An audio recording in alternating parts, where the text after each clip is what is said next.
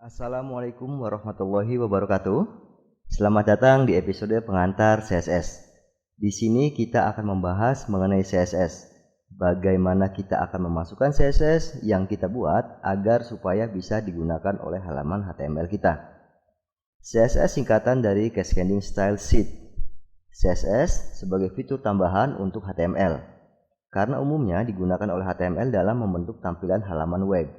Tetapi CSS juga bisa kita gunakan pada segala jenis dokumen XML, termasuk XML biasa, SVG, atau XUL. CSS ini sangat mudah digunakan karena mirip dengan bahasa manusia.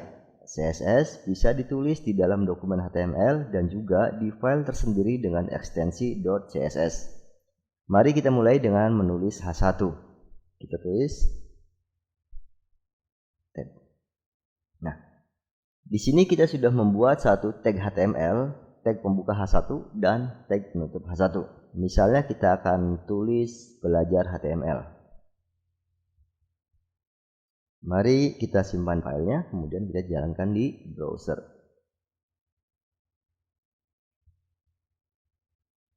Cara pertama untuk menulis CSS adalah di dalam halaman HTML, di antara tag head pembuka dan tag head penutup. Kita bisa tulis di sini style, kemudian tab.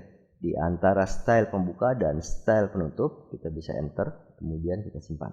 Di antara kurawal dan kurakhir style ini, di sini kita akan menentukan bagaimana kita menulis elemen-elemen CSS untuk mengatur halaman HTML kita. Saat ini, sebagai pengantar CSS kita lakukan hal-hal yang sederhana terlebih dahulu. Kita akan mengatur misalnya warna huruf. Kita bisa tulis H1, kemudian spasi, kurawal, dan kurakhir, kemudian kita enter. Kita bisa tulis color, kemudian red untuk warna merah. Selanjutnya kita simpan. Kita akan mengatur teks yang berada di antara H1 dan H1 penutup ini dengan elemen-elemen di sini. H1 ini adalah perwakilan dari H yang di sini. Sekarang kita jalankan di browser. Kita bisa lihat untuk warna hurufnya sudah berganti dengan warna merah yang tadinya hitam. Bagaimana kalau kita akan merubah kembali? Warnanya jangan merah. Kita bisa masuk ke text editor, kemudian kita ubah misalnya coklat.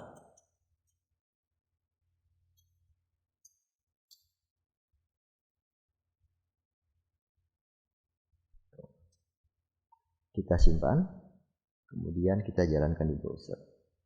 Kita refresh.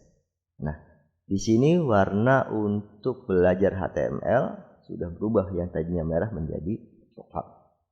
Bagaimana kalau kita ingin mengatur ukuran font? Nah, teman-teman, untuk mengatur ukuran font, kita bisa tambahkan di sini font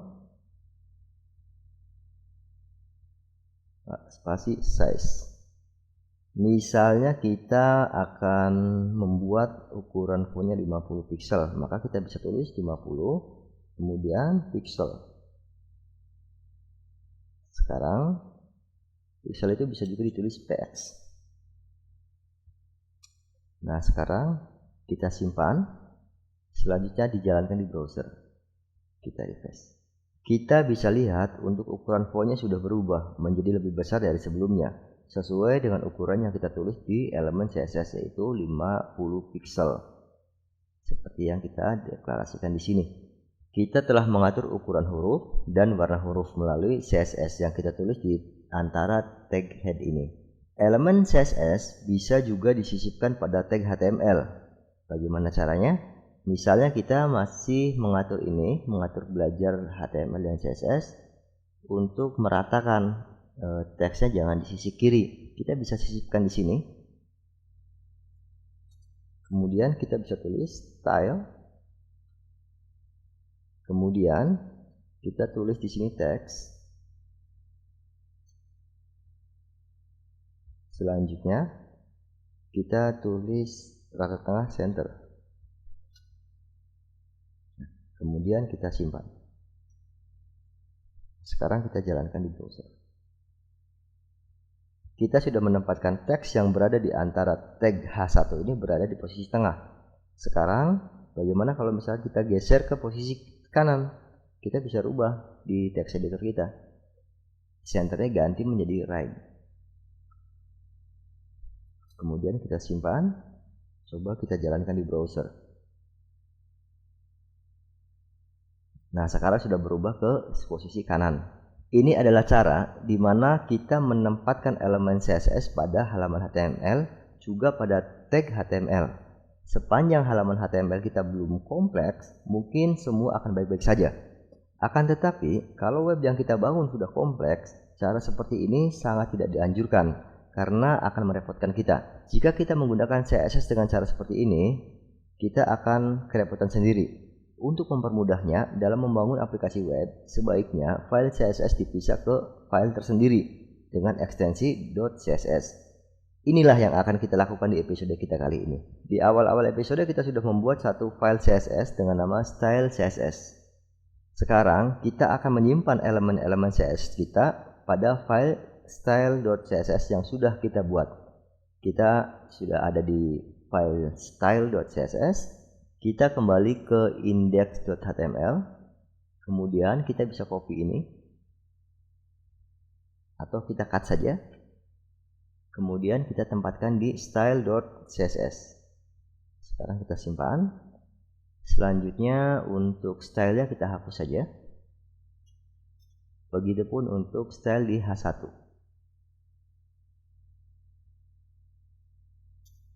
Sekarang kita simpan. Kita jalankan di browser. Sekarang kita bisa lihat bahwa pengaturan yang kita lakukan di CSS tadi sudah tidak berfungsi. Penyebabnya apa?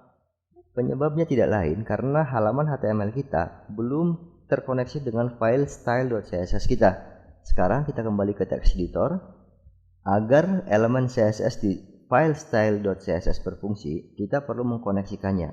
Caranya adalah kita kembali ke index.html, kemudian kita enter di sini di bawah meta. Kita akan membuat koneksi atau link dari halaman HTML ke style.css dengan menyisipkan link ke style.css sebagai external resource. Di sini kita akan menyisipkannya di bawah tag meta. Kita bisa ketik link, kemudian spasi. Kita bisa tulis rel, kemudian kita tulis style sheet.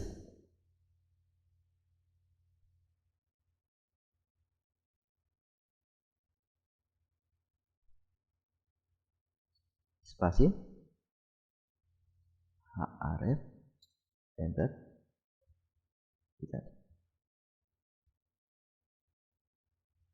Di href ini adalah lokasi di mana kita menyimpan style.css atau menyimpan file CSS kita. Kalau kita lihat di struktur foldernya, bahwa style.css kita simpan satu folder dengan index.html.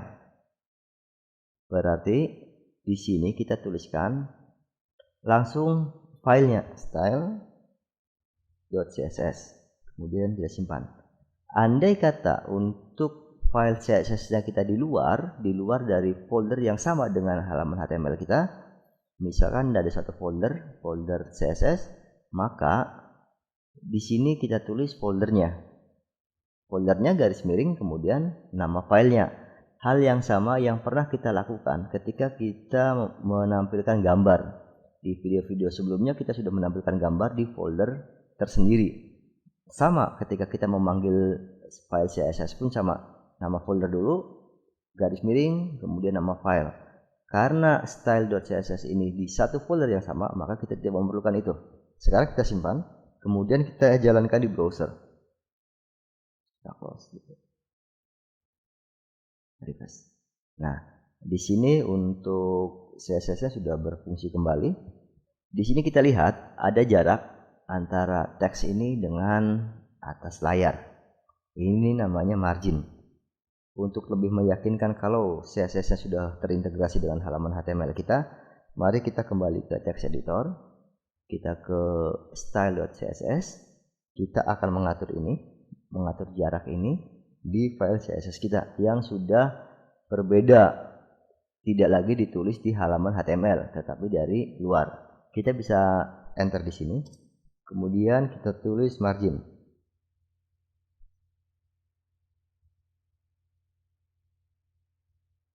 Kita misalkan 0 teks, kemudian simpan.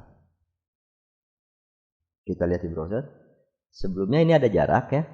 Tadi kita sudah atur ada margin dengan jarak marginnya adalah 0 pixel. Sudah kita simpan. Sekarang kita tinggal refresh. Nah, sekarang sudah berubah. Di sini di style.css atau di file CSS ini kita bisa menambahkan banyak style yang disesuaikan dengan kebutuhan kita dalam mengatur tampilan halaman HTML kita. Untuk episode-episode berikutnya, saya akan berbagi pengetahuan tentang elemen-elemen CSS yang bisa kita gunakan untuk menata halaman HTML kita. Sampai di sini episode kita kali ini sebagai episode pengantar CSS. Jika ini bermanfaat, silakan tinggalkan like pada video ini sebagai tanda kalau teman-teman mengikuti materi ini. Jika teman-teman baru ada di channel ini, silahkan tekan tombol subscribe dan nyalakan loncengnya untuk mendapatkan video-video terbaru dari channel Supridev. Sampai jumpa, sampai ketemu di episode berikutnya.